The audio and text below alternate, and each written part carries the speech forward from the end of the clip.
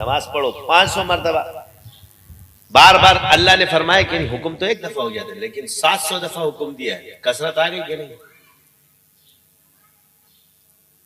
اس آیت کو اب آپ نے نماز کے ساتھ ایک رب دیکھا ہوگا، وَأَقِيمُوا الصَّلَاةَ وَآتُوا الزَّكَاةَ. نماز کے ساتھ ذکر کا رب ضرور دیکھا ہوگا، وَأَقِمِ الصَّلَاةَ لِذِكْرِي.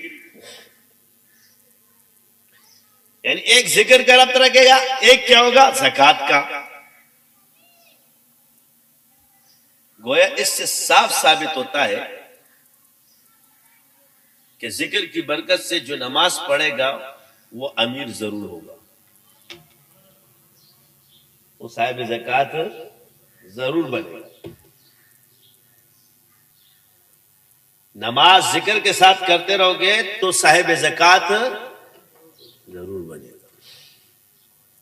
یہ عمرے بھی کرے گا، حج بھی کرے گا، کیونکہ ذکر لا الہ الا اللہ پڑھنے سے ایمان تازہ رہے گا اور نماز کے استقامت کے آپ کے دین کا ستون مضبوط رہے گا.